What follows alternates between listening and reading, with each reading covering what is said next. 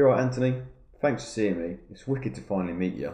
Now, I enjoy my food, so I've decided on a career in catering. I thought you might be able to share with me some helpful tips or the best way in getting started or what I might need for the future in this industry.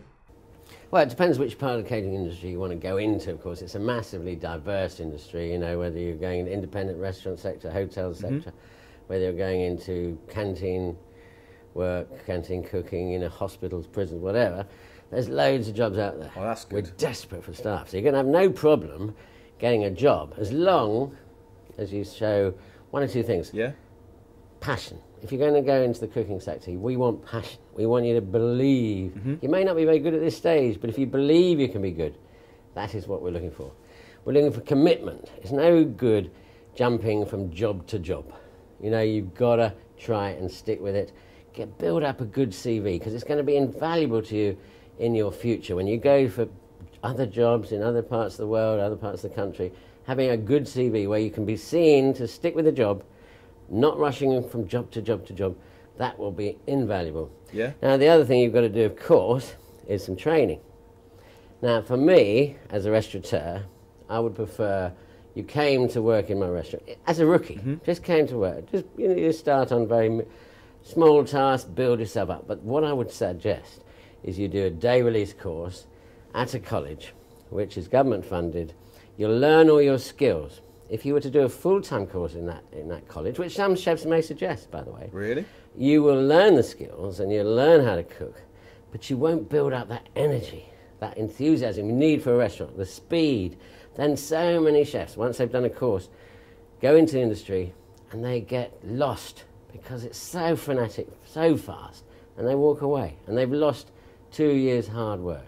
So be passionate, show commitment, get well trained, and don't take any nonsense from any employer, okay? Oh, wicked, that's great.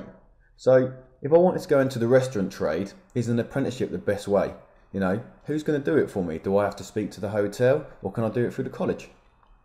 Well, either really. I mean, we personally, our restaurant group runs training courses in conjunction with the college. Oh, right. Hotel and training, catering board, that sort of thing.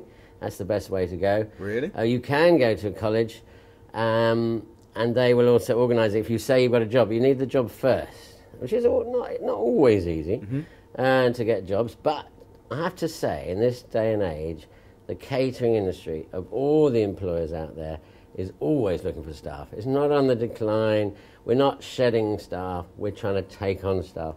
So you're passionate, you're committed, you'll get a job. Well, that's good, because I'm passionate and committed. But talking of passion, you know, how do you keep it? Some of my friends started out as a commis chef and have been working their way up, but they seem to have hit this grounding point where they don't seem to be getting anywhere and they're kind of losing interest. You know, what's the next step for them?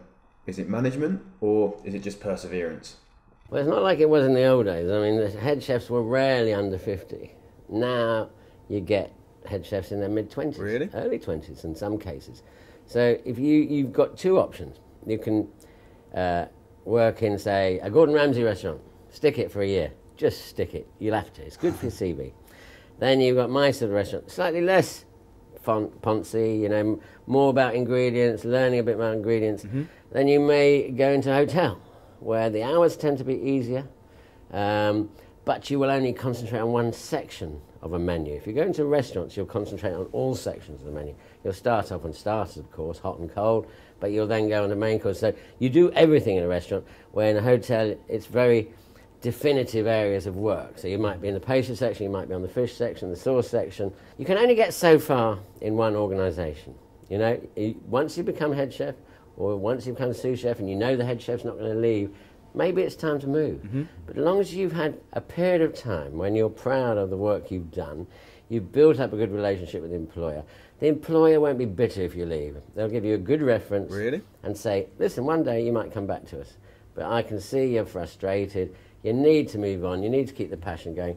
Go and look in different areas. You know, there's the food service is massive. You know, whether you're actually producing the goods, whether you go into butchery, learn butchery skills, or whether you go into the fish area of fish, learn the fish skills. Oh, right. But it's great to have an all-round training. If you want to work and learn and one day own your own restaurant, You really have to learn every single department.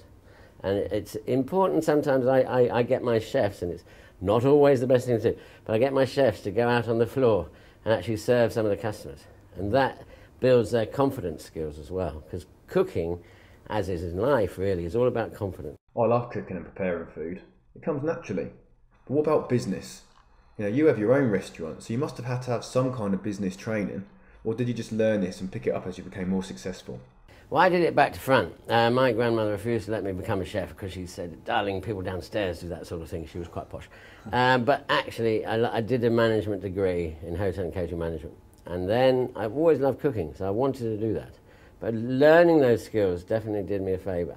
You know, you have to learn about your profit margins, your percentages, your staff ratios, all those sort of things, which any head chef will teach you, Right. as long as you ask. And as long as he's not one of those old-fashioned chefs that's very secretive and won't give away his top tips. If he is, you're not in the right place, because it's up to us head chefs to constantly be teaching and constantly be delegating so that people learn. Don't keep things secret. Go on, express yourself. Let it all out. Teach them. That is the key to life, teaching. Because one day, they'll be up there and they'll look after you probably. So always remember, on the way up, make sure you're being looked after. On the way down, make sure you're looking after the people who are on the way up, because one day they may be your boss.